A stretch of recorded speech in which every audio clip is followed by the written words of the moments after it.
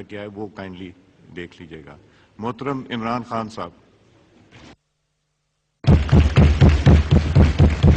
Please آپ کو سمجھایا ہے، پلیز آرڈر رکھیے آؤٹ۔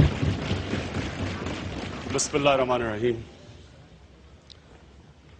اسپیکر صاحب، سب سے پہلے تو آپ کو جیتنے کی مبارک۔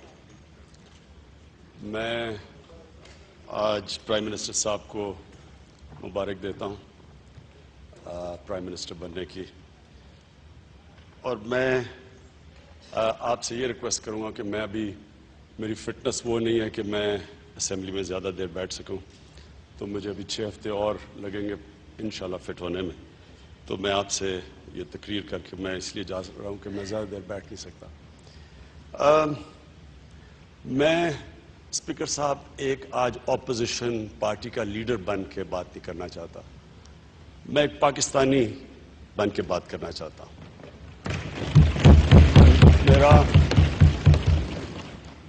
میں جب 60s میں بڑا ہو رہا تھا تو پاکستان وہ ملک تھا جس کی مثال دی جاتی تھی دنیا میں۔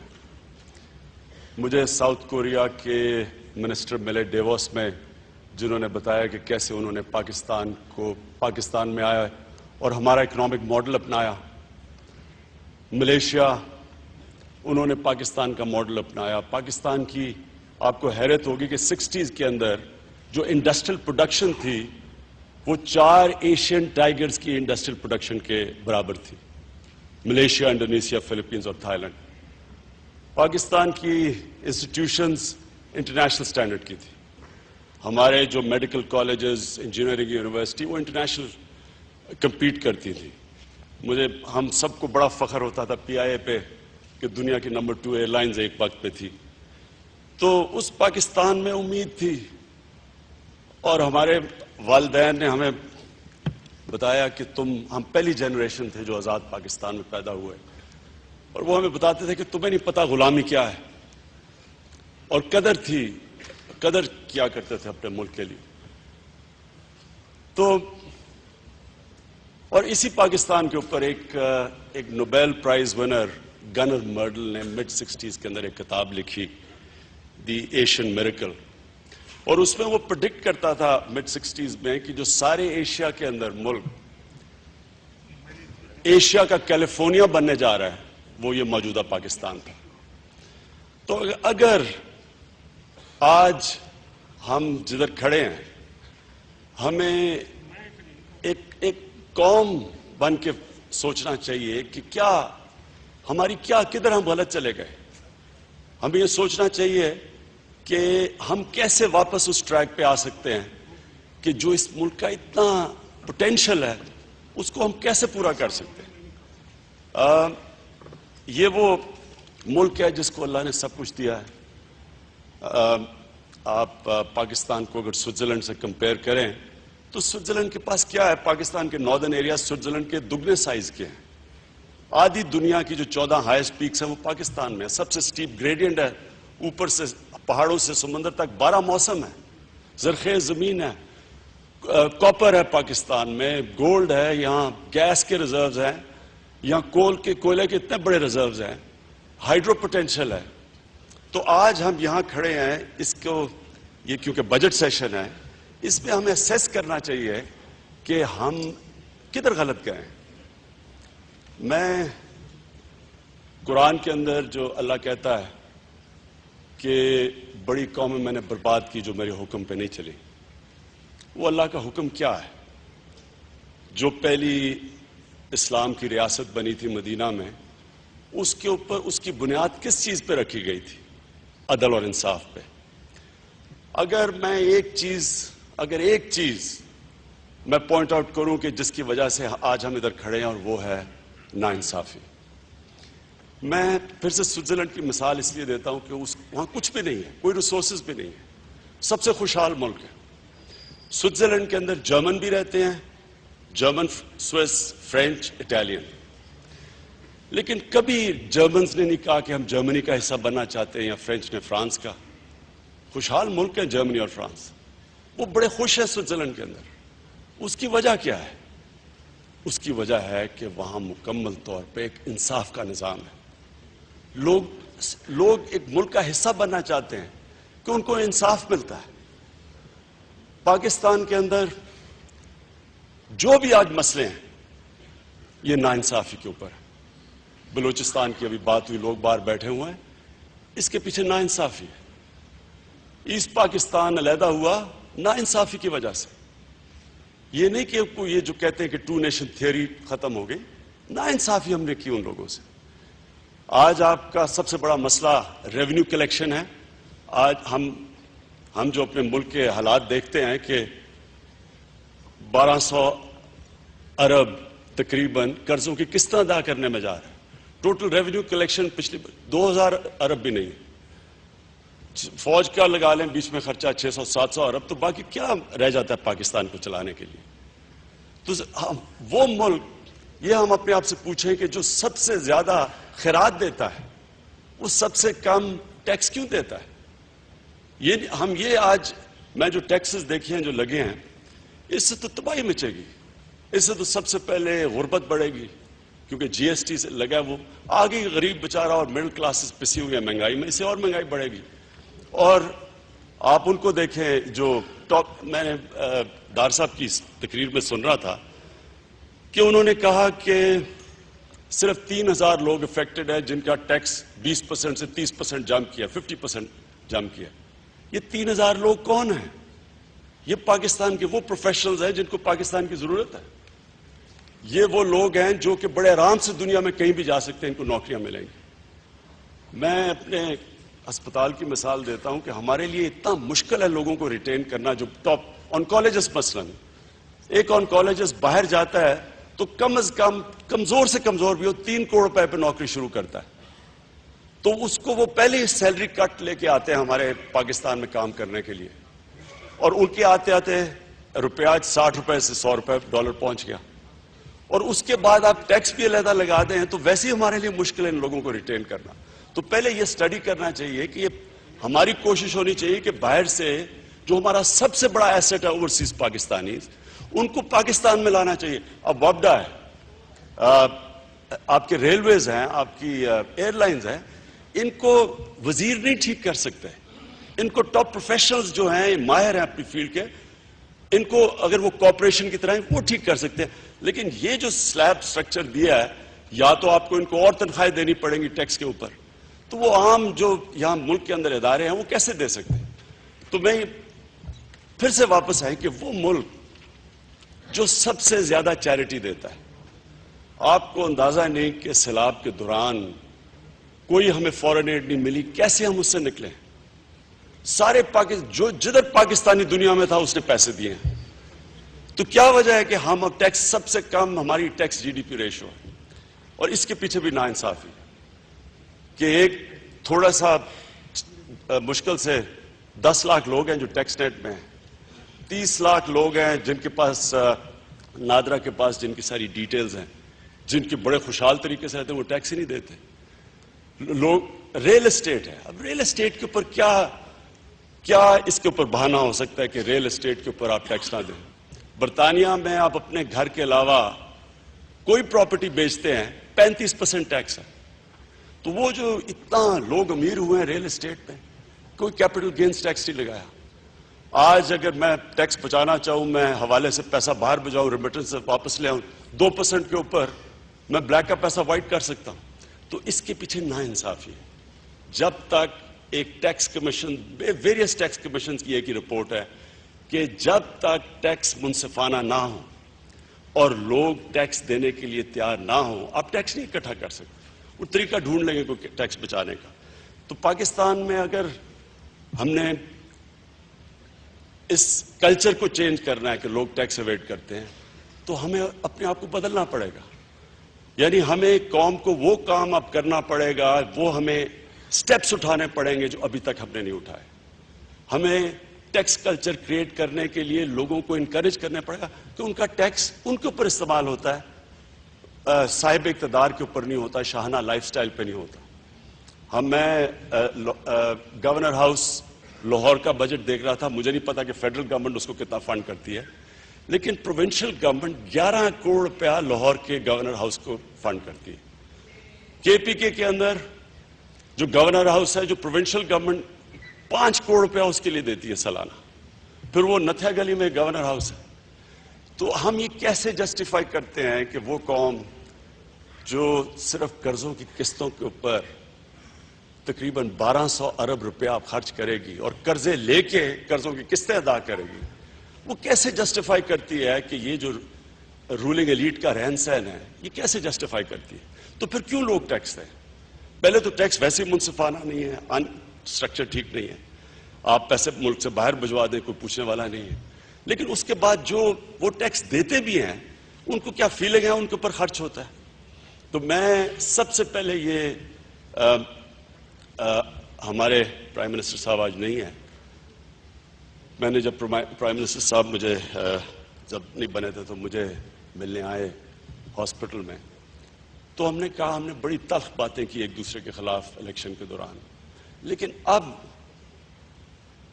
سب سے زیادہ ذمہ داری پی ایم ایل این کے اوپر ہے اور پرائم منسٹر پہ ہے. ہمارے پہ بھی چھوٹی ذمہ داری ہے, ہمارا چھوٹا صوبہ ہے, لیکن ذمہ داری ہم سب پہ ہے. تو میں نے ان کو یہ کہا کہ ہم کوئی بھی جو نیشنل ایشوز ہیں ہم اکٹھے مل کے ان کے اوپر کنسنسس ڈیولپ کریں گے, ان کو حل کریں گے. لیکن جہاں تک اپوزیشن ہے, جدھر بھی پبلک کا پیسہ غلط استعمال ہوتا ہے سخت اپوزیشن کریں گے.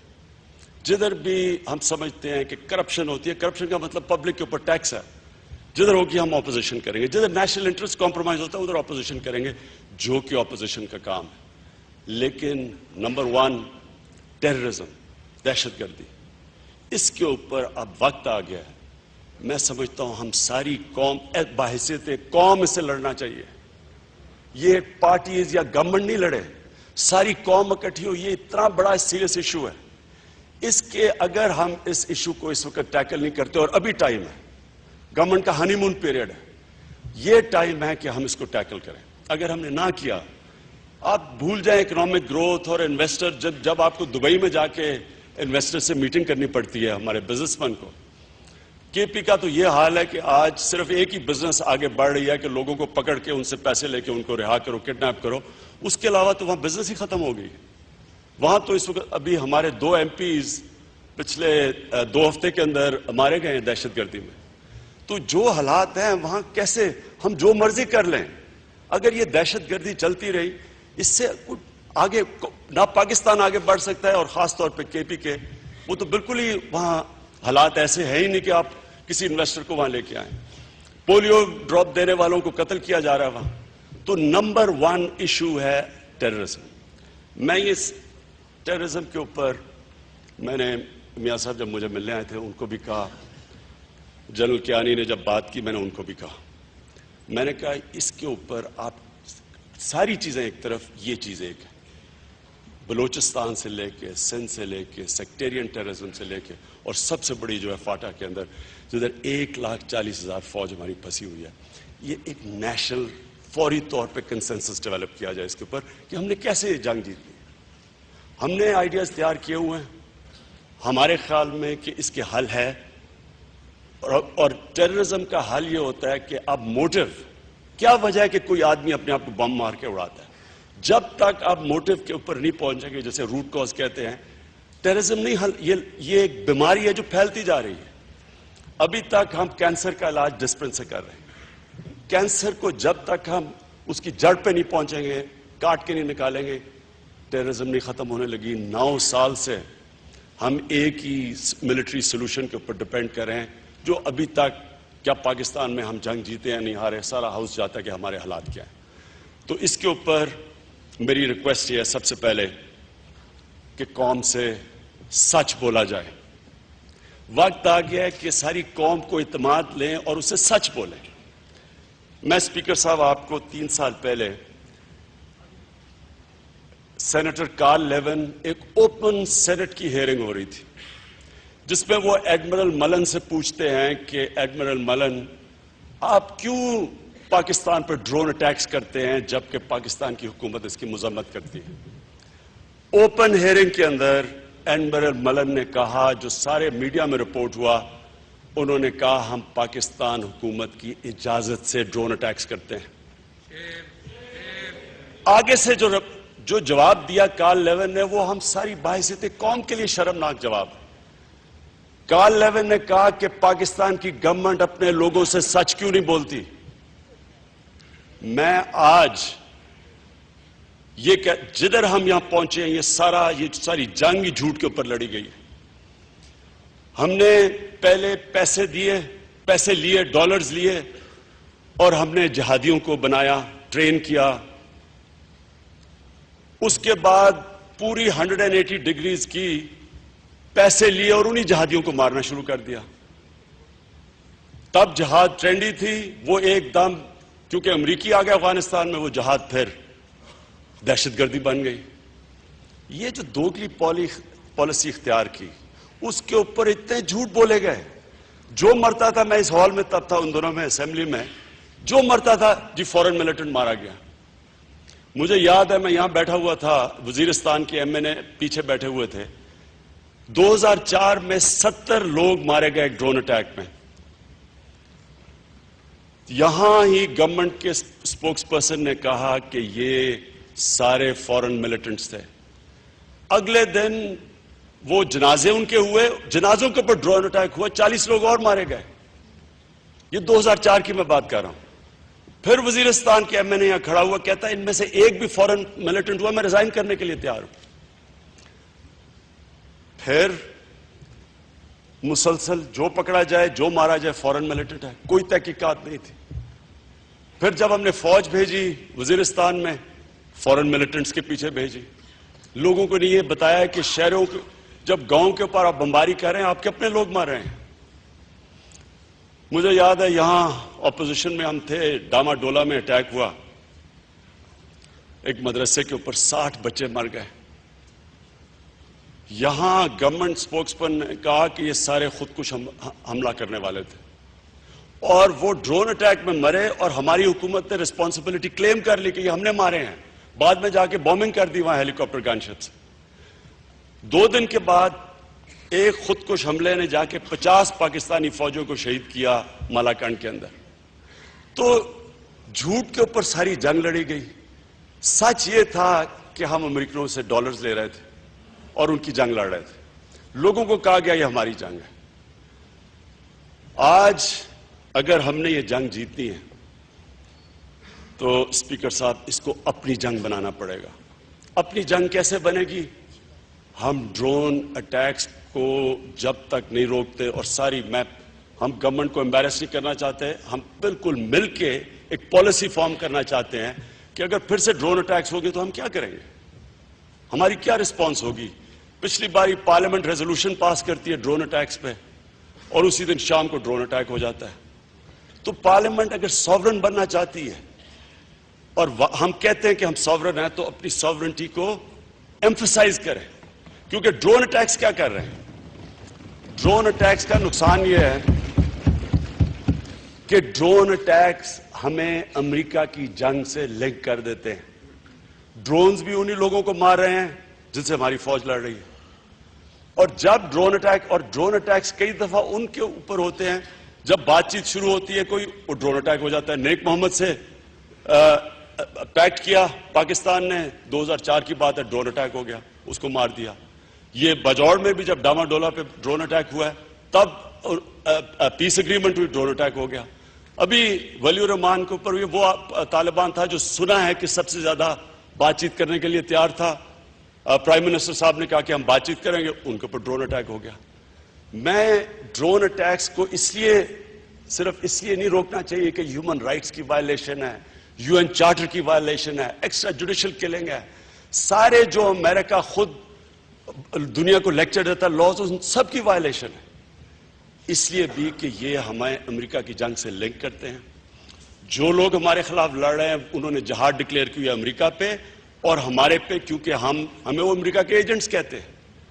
اور جب تک جہاد کا موٹیو آپ نہیں لیں گے ان سے, یہ جنگ چلتی رہے گی. اللہ کے لیے مرنے والے اس ملک میں ان کی کوئی کمی نہیں ہے. تو جہاد کو اگر آپ نے جو موٹیو ہے جہاد کا موٹیو لینا ہے, امریکہ سے ڈس انگیج کریں. اس حکومت نے کل میں اخبار میں پڑھا تھا ایک سٹیٹمنٹ ہے $100 ارب اس قوم کا ضائع ہو چکا ہے اس جنگ میں. ایک سٹیٹمنٹ یہ تھی کہ کوئی $85 ارب ضائع ہو چکا ہے. 50,000 پاکستان. ہم کب تک یعنی وہی ایک ٹرائیڈ اینڈ فیلڈ پالیسی کب تک چلے گی؟ امریکہ کے اندر اس وقت بہت بڑی موو چل پڑی ہے ڈرونز کے خلاف. یہ کہنا کہ جی یا آپ ڈرونز کو شوٹ ڈاؤن کریں نہیں تو ڈرونز ہونے دیں، یہ کیسی بیوقوفی کی آرگیومنٹ ہے؟ بڑے سٹیپس ہیں. آپ ڈرون شوٹ ڈاؤن تو تب کریں گے پہلے آپ سیکیورٹی کاؤنسل میں جائیں. پہلے اس کو امریکہ کے اندر ہیومن رائٹس گروپس ہیں جو اب کھڑے ہو گئے ہیں ڈرونز کے خلاف. پریزیڈنٹ اوباما نے جب تقریر کی تھی کہ ہم ڈرون سکیل ڈاؤن کر رہے ہیں، وہ ان کے پریشر پہ کی تھی، ہمارے پریشر پہ نہیں کی تھی. ادھر جب ہم نے وزیرستان مارچ کی، ادھر باہر سے ہیومن رائٹس آرگنائزیشنز آئی جنہوں نے پارلیمنٹ برٹش پارلیمنٹ میں اینٹی ڈرون کمیٹی بنی ہوئی ہے. تو ہمیں پہلے قدم کے اوپر امریکنز کو ساری قوم پیچھے کھڑی ہو، اس پہ ایک لائن پہ ہو. میں اس لیے کہتا ہوں کہ اگر کوئی اس میں معاہدہ کیا ہوا ہے اسپیشل تو پبلک کے سامنے آئے اور سب قوم اس کے پیچھے کھڑی ہو کہ ڈرون اٹیکس پہلا قدم ہے قبائلی علاقے میں امن کا. دوسرا ہے ٹروتھ اینڈ ریکنسیلیشن. قبائلی علاقے کے لوگوں کے ان کو کہیں کہ ان سے مذاکرات کریں ملیٹنٹ سے. ہو سکتا ہے کہ اینڈ میں ایسے وہ ہو جو ریکنسائل نہیں ہو سکتے، اور وہ بھی میں سمجھتا ہوں کہ قبائلی علاقے کے لوگ زیادہ طاقتور ہیں. جہاد جب ختم ہو جائے گی انہی کو اوپر چھوڑ دیں، یہ وہ مسئلہ حل کر سکتے ہیں. لیکن یہ آپ نہیں کر سکتے ہم کہ ہم چپ کر کے تماشا دیکھتے رہیں، اس کو ڈرفٹ کرتے رہیں جس طرح پچھلی 5 سال ڈرفٹ کرتا رہا. اگر یہ ڈرفٹ کرتا رہا، میں پھر سے یہ کہتا ہوں کہ کے پی کے اندر تو جو حالات ہیں وہ سب کو پتہ ہے. اگر ہمارے ایم پیز اور منسٹر نکل ہی نہ سکے باہر اس خوف سے کہ ان کے اوپر کوئی حملہ ہو جائے گا جس طرح این پی کے ساتھ تھا، تو آگے تو ہم نہیں بڑھ سکتے. یعنی ہم کوئی اکنامک ڈیولپمنٹ وہاں نہیں کر سکتے جو ہم جس طرح کی ہم چاہتے ہیں. اور پاکستان کو نقصان ہے، یا کوئی انویسٹمنٹ نہیں آ رہی. 2007 کے اندر $20 ارب انویسٹمنٹ تھی. آج اب پاکستان کی انویسٹمنٹ دیکھیں کتنی. تو یہ تو میرا پہلا ہے، اور میں چاہتا ہوں کہ اس میں ہم پوری سب بیٹھیں. آرمی کا جنرل کیانی کا اس میٹنگ میں بیٹھنا بڑا ضروری ہے. پرائم منسٹر صاحب بیٹھیں، کے پی سب سے زیادہ افیکٹو ہے، ہمارے چیف منسٹر بیٹھیں اور ایک پالیسی ایوالو کریں اس کے اوپر. پھر قوم کو اعتماد میں لیں، سب کو، اسمبلی کو لیں، اور پھر اس کے اوپر ڈٹ جائیں. اور میں آپ کو یقین دلاتا ہوں کہ اگر امریکہ کو یہ ہم سگنل دے دیں کہ ساری قوم متفق ہے اس میں، ہم یہ نہیں کریں گے جو وکی لیکس میں آیا کہ پرائم منسٹر کہتا ہے کہ تم ڈرون اٹیکس کرتے رہو، ہم پارلیمنٹ میں مذمت کرتے رہیں گے. ہم وہ ہوں کہ ایک پیج پہ سب ہوں. اور میں آپ کو یقین دلاتا ہوں کہ یہ بگننگ ہوگی مسئلہ حل کرنے کی. بلوچستان کے علیحدہ وجوہات ہیں، اس کے علیحدہ حل ہے. سیکٹیرین ٹیررزم کا علیحدہ حل ہے. کراچی کے اندر جو ٹیررزم ہے اس کا علیحدہ حل ہے. لیکن یہ اوور آل ایک ٹیررزم کی پالیسی بنانی ہمیں بڑی ضروری ہے، کیونکہ یہ سب سے بڑی رکاوٹ ہے پاکستان کے آگے بڑھنے میں. میں اس کے بعد جو پاکستان کا تیسرا بڑا ایشو ہے کرپشن. میں کرپشن کے اوپر جناب اسپیکر یہ کہنا چاہتا ہوں کہ سب سے پہلے تو اگر ہم کرپشن کو ختم کرنا چاہتے ہیں تو نیب کو آزاد کرنا پڑے گا. جب تک نیب گورنمنٹ کے منسٹرز کو نہیں پکڑ سکتی، نیب کا کوئی فائدہ نہیں ہے. کیونکہ کرپشن تو گورنمنٹ میں ہوتی ہے. جو بھی بڑے بڑے سکیمز ہوئے وہ تو گورنمنٹ میں بیٹھ کے ہوتے ہیں. پیسہ تو ٹیکس پیئر کا گورنمنٹ خرچ کرتی ہے. جب لی کوان یو نے سنگاپور کی رائز شروع ہوئی تو ان کی اینٹی کرپشن پریکٹسز نے 3 سٹنگ وزیروں کو پکڑا. اگر وہ گورنمنٹ کے نیچے ہوتی ان کی نیب تو ان کو نہ پکڑتی.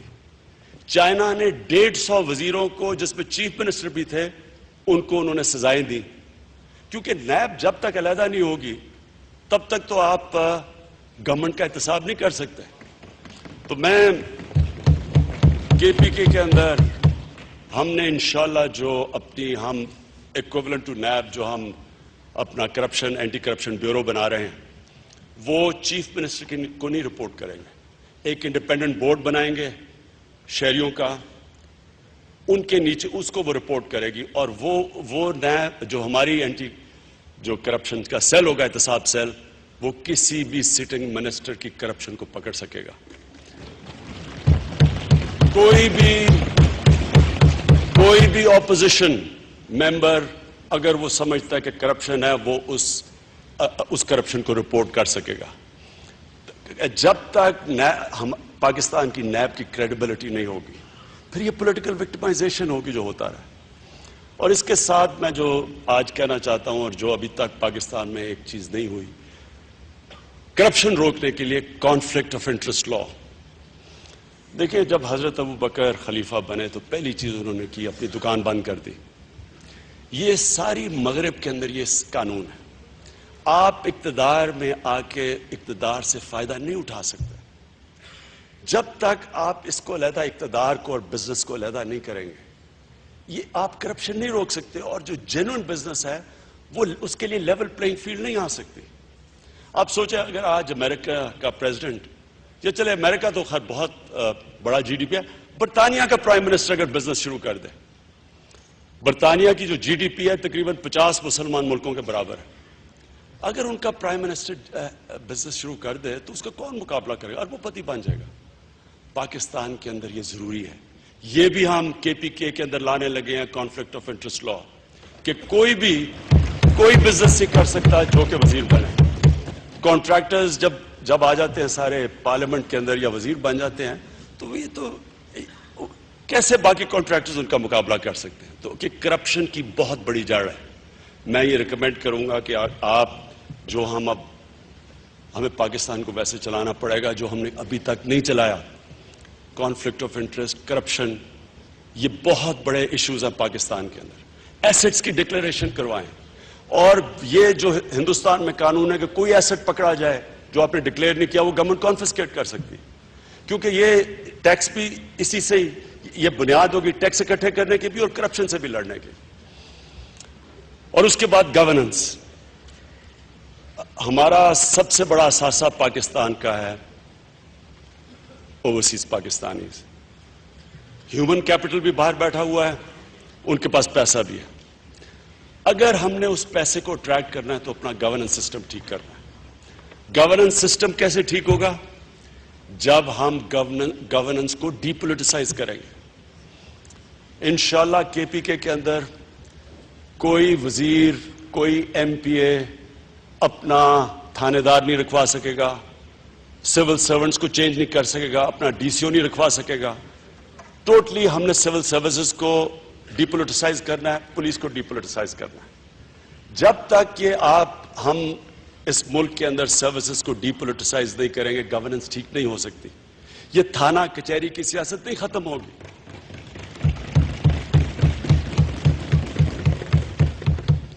میں کیونکہ یہ کبھی پہلے نہیں ہوا، گورننس سسٹم ٹھیک کرنے کے لیے جو سب سے بڑی چیز ہمیں کرنی ہے اپنے سے پاور لینی ہے، اپنے سے پاور لے کے دوسروں کو دینی ہے.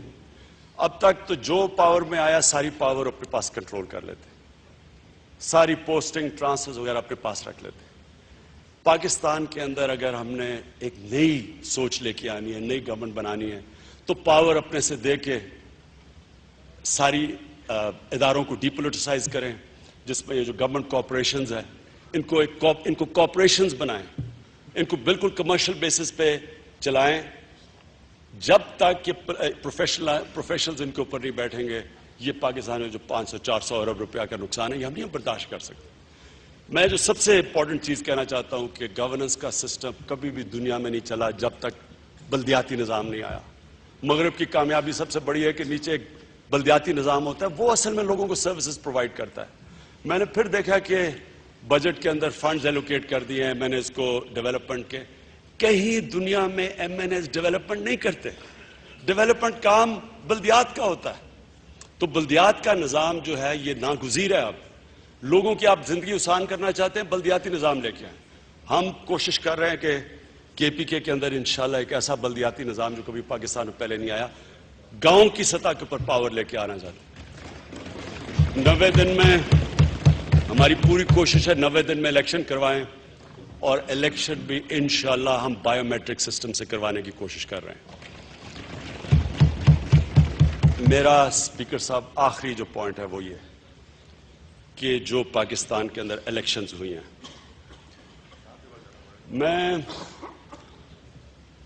ہمارے پہ بڑا پریشر تھا جب ڈاکٹر طاہر القادری نے دھرنا دیا اسلام آباد میں، انہوں نے ہمیں دعوت دی، ہماری پارٹی کے سینئرز بیٹھے ہیں، سب جانتے ہیں کہ بہت پریشر تھا کہ ہم جائیں اور اس دھرنے پہ شرکت کریں، کیونکہ انہوں نے تبدیلی کی بات کی تھی، تبدیلی کی ہم بھی بات کر رہے تھے، ہمارے جو سارے نیچے ہمارے یوتھ ہے جو تحریک انصاف کی جو کور ہے وہ سارے تبدیلی چاہتے تھے، بہت پریشر تھا، لیکن ہم کیوں نہیں گئے؟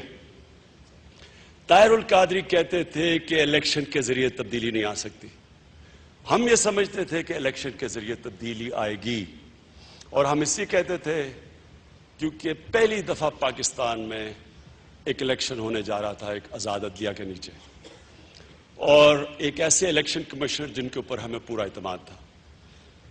مجھے افسوس سے کہنا پڑتا ہے کہ اسپیکر صاحب جس طرح کا الیکشن ہوا، میں سمجھتا ہوں کہ طاہر القادری ٹھیک کہہ رہے تھے کہ جب تک ہم نے الیکٹرل پروسیس ریفارم نہ کیا، اس الیکٹرل پروسیس کے جو قوم ہے اعتماد کھو بیٹھے گی۔ میں اب یہ نہیں کہہ رہا کہ جو میں بات کر رہا ہوں میں کوئی کسی پارٹی کو بلیم نہیں کر رہا، میں جو بھی کہہ رہا ہوں یہ نہیں کہہ رہا کہ کوئی ری الیکشن ہو جائے یا ملک میں کوئی یہ ڈیموکریٹک پروسیس رک جائے، میں کہہ رہا ہوں پاکستان کے جمہوریت کے مستقبل کے لیے اگر ہم اس ملک کی جمہوریت کو صحیح پانے پہ لگانا چاہتے ہیں تو جب تک فری اینڈ فیئر الیکشن نہ ہو، اور فری اینڈ فیئر الیکشن کا مطلب کہ سارے الیکشن کا رزلٹ تسلیم کریں، ایکسیپٹ کریں، وہ تب ہوتا ہے جس ملک میں امپائرز نیوٹرل ہوتے ہیں۔ ہندوستان 40 کروڑ لوگ ووٹ ڈالنے جاتے ہیں، کتنی دفعہ ہندوستان میں شور مچا کے دھاندلی ہوئی ہے؟ پاکستان کے اندر جب بھی الیکشن ہوا ہے، پچھلے بائی الیکشنز دیکھ لیں، کولیشن کے اندر بیٹھی ہوئی گورنمنٹس بھی کہتی ہے کہ جناب دھاندلی ہوئی، لیکن اس الیکشن کے اندر تو کبھی ایسا ہوا ہی نہیں کہ جتنی بھی پاکستان کی پارٹیز ہیں، شاید یہ ہو جو نہ ہو، سب نے کہا دھاندلی ہوئی ہے۔ یعنی سارے فاٹا سے لے کے بلوچستان میں اختر مینگل سے لے کے کراچی سے لے کے سندھ پنجاب ساری جگہ لوگوں نے کہا دھاندلی ہوئی ہے، کے پی کے اندر کہا دھاندلی ہوئی ہے۔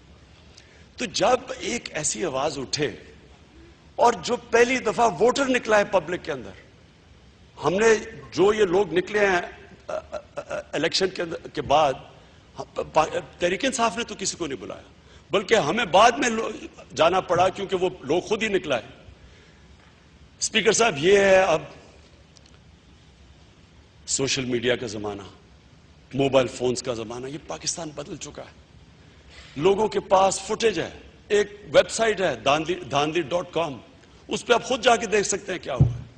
تو میں آج اس ہاؤس سے ریکویسٹ کر رہا ہوں کہ دیکھیں پاکستان آگے بڑھنا چاہیے، اب اپنی ملک وہ آگے بڑھتا ہے جو اپنی غلطیوں سے سیکھتا ہے۔ ہم کیوں آگے نہیں بڑھ رہے کہ اگر وہ ملک جو الیکشن کرواتے ہیں اور فری اینڈ فیئر سب تسلیم کر جاتے ہیں، ہم کیوں نہیں اس طرف جا رہے؟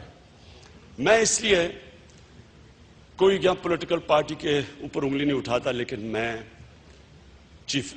پاکستان کی الیکشن کمیشن اور پاکستان کی آزاد عدلیہ سے میں ریکویسٹ کرتا ہوں کہ یہ ضروری ہے کہ آپ اس کے اندر تفتیش کریں، کیونکہ جب تک آپ صحیح معنی میں انویسٹیگیشن نہیں کریں گے اور یہ کہہ دیا کہ جی ٹرائیبیونل میں چلے جاؤ، اب تک تمہارا جو ٹرائیبیونل کا جو ریکارڈ ہے وہ تو آپ ٹرائیبیونل میں چلے جائیں تو 4-4 5-5 سال کیس ہی نہیں حل ہوتے۔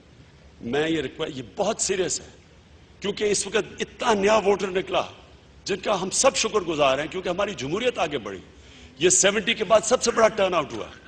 یہ جو لوگ نکلے ہیں ان کو اگر الیکشن کے پروسیس کے اوپر اعتماد نہ ہوا، ہماری جمہوریت کو نقصان ہوگا۔ میں اس لیے ایک تو الیکشن کمیشن کو کہتا ہوں کہ آپ اس کے اوپر، ہم نے ادھر بھی پٹیشن دی ہوئی ہے، ہم نے ادھر بھی گئے ہوئے ہیں سپریم کورٹ کے پاس، ہم ان سے لیگلی چاہتے ہیں کہ اس کے اوپر انویسٹیگیٹ کریں، پتہ تو چلائیں ہوا کیا ہے۔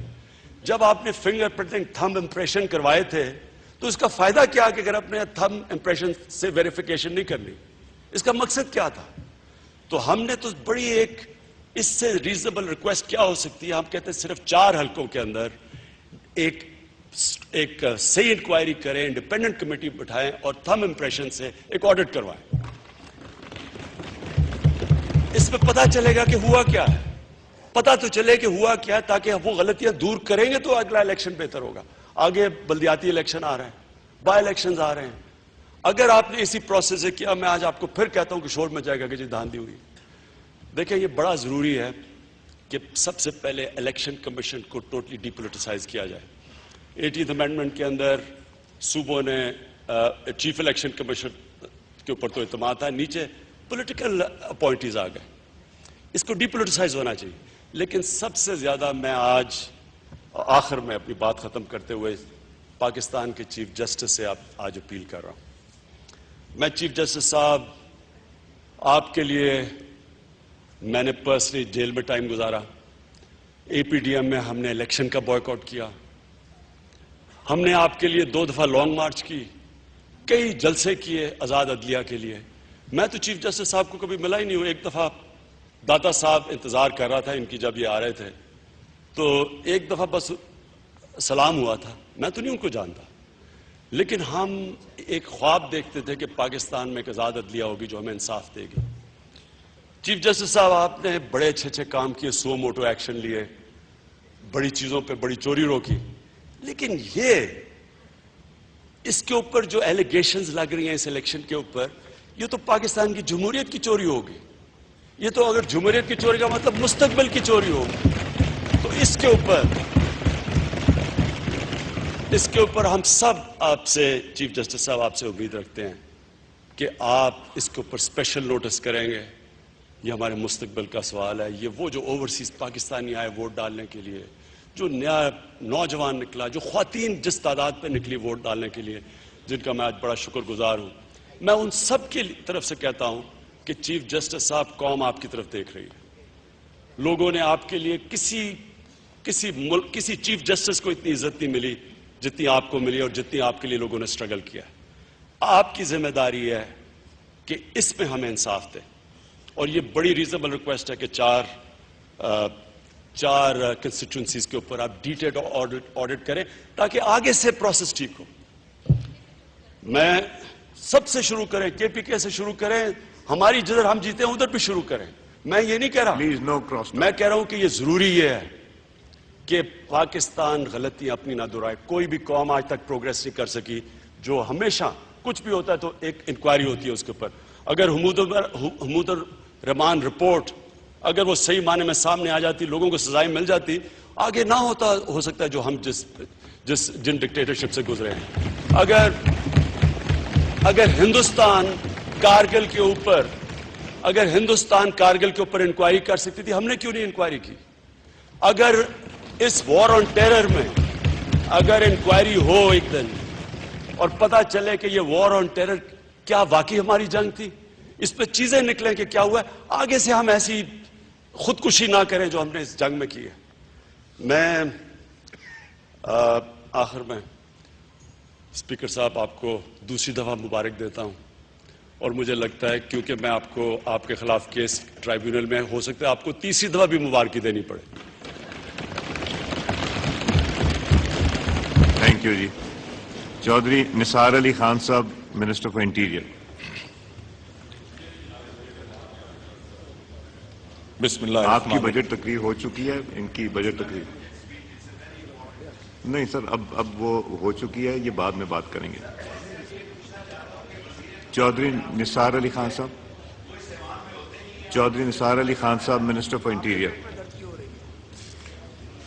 بسم اللہ الرحمن الرحیم. بہت شکریہ جناب اسپیکر. میں آج تقریر you will have to ask for a point of order. Okay جی. میں ابھی چودھری نثار صاحب کی باتیں سنی، مجھے خوف آنا شروع ہو گیا کہ کہیں ہم فرینڈلی اپوزیشن ہی نہ بن جائیں یہ باتیں سن کے.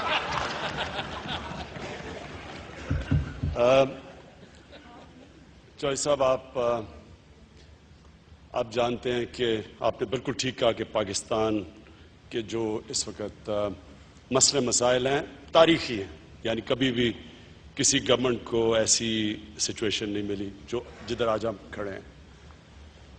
میں اس لیے آج جو ساری تقریر کی تھی، ہم یہ چاہتے ہیں کہ کئی چیزوں کے اوپر نیشنل کنسنسس بن جائے.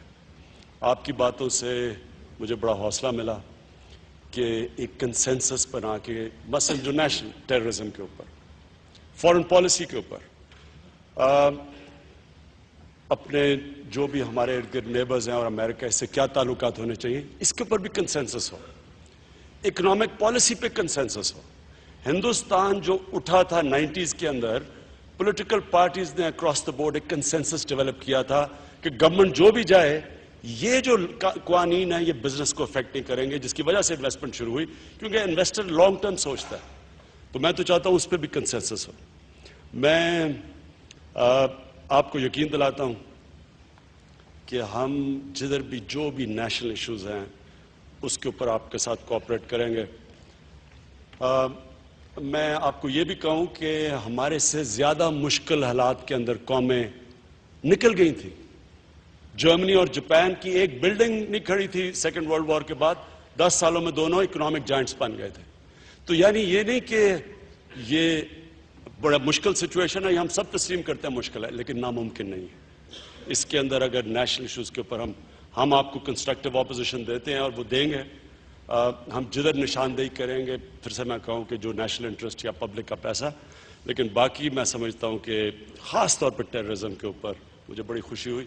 اور آپ نے جو آخر میں جو پہلے بات کی، جس میں بڑی زبردست سپورٹس مین اسپرٹ دکھائی آپ نے ایچ ایس این کالج والی کرکٹ ٹیم کی، کہ 4 نہیں 20 سیٹیں، ہم 4 سیٹوں کا صرف اس لیے کہہ رہے تھے کیونکہ ہم یہ پروسیس کو ڈسٹرپٹ نہیں کرنا چاہتے، یہ اب آگے بڑھے، لیکن یہ ضرور ہو کہ آگے سے جب میچ ہو تو دونوں ٹیمیں رزلٹ ایکسیپٹ کر جائیں۔ آپ نے بات کی نیوٹرل امپائرز کی، اب پاکستان وہ ٹیم تھی جس نے پہلی دفعہ دنیا کی تاریخ میں نیوٹرل امپائر بلائے تھے، ہم سب سے پہلے تھے، ہم پائنیئرز تھے۔ اس سے پہلے جو میچ ہوتا تھا، میں آپ کو نثار صاحب، آپ نے شاید وہ میچ بھی دیکھا ہوگا، ہندوستان کو جب پہلی دفعہ پاکستان ایک ہی دفعہ ہرایا ہندوستان میں، تو کیونکہ ان کے اپنے امپائر تھے، وہاں ایسا حال آ گیا کہ مجھے یہ خوف ہو گیا کہ کہیں امپائر کرکٹ فیلڈ پہ قتل نہ ہو جائے، یعنی یہ اس طرح کا غصہ تھا جب اپنے اپنے امپائر ہوا کرتے تھے۔ تو یہ بڑا امپورٹنٹ ہے کہ ہم پاکستان میں الیکشن، میں وہ دن دیکھنا چاہتا ہوں کہ جب الیکشن ہو سارے تسلیم کر لیں رزلٹ کو، اور یہ نہ ہو کہ جو اب اس باری ہوا کہ اوپر سے لے کے نیچے تک ایک ہی آواز اٹھ گئی۔ تو اس لیے میں پاکستان کی ڈیموکریسی کے لیے، اور خاص طور پہ جو لوگ نکلے اس باری ووٹ دینے کے لیے، آپ نے خود دیکھا ہوگا ایسی پبلک کبھی پاکستان میں نہیں نکلی، ان کو اب ان کا اعتماد نہ کھو جائے الیکشن پروسیس سے، یہ سب سے بڑا نقصان ہوگا پاکستان کی جمہوریت کو۔ تو میں اپنے ڈیموکریٹک پروسیس کے لیے، اپنی یوتھ کے لیے، فیوچر کے لیے کہہ رہا ہوں کہ اس کے اوپر یہ انکوائری ہوئی جائے۔ ہم ذات کے لیے نہیں کہہ رہے، ہم اپنے ملک کے ڈیموکریٹک پروسیس کو آگے بڑھانے کے لیے کہہ رہے ہیں۔ اور چیف جسٹس کے اوپر ہم صرف اس لیے کہہ رہے ہیں کہ چیف جسٹس کو تو کبھی بھی کسی نے اتنا زیادہ امیدیں نہیں لگائی ایک چیف جسٹس سے جو اس چیف جسٹس سے لگائی ہیں۔ تو ان کا بہت کی رول ہے اس کے اندر کہ وہ اس انکوائری کو جیسے بھی ایک ٹرانسپیرنٹ انکوائری کروائیں، تاکہ ہم جو بھی، اگر جس طرح چوہدری صاحب نے کہا، جو بھی غلطیاں اس پہ سامنے آتی ہیں اس کی نشاندہی ہو، وہ کریکٹ کریں، اور انشاءاللہ جو اگلا الیکشن ہو وہ ہم سب کو اعتماد ہو کہ جو بھی الیکشن ہوگا ہمیں فکر نہیں ہوگی، کانفیڈنس ہوگا الیکٹرل پروسیس پہ، پاکستان کی جمہوریت آگے بڑھے گی، اور انشاءاللہ اس کا ہم یہ جو دلدل ہے اس سے نکل جائیں گے۔ شکریہ۔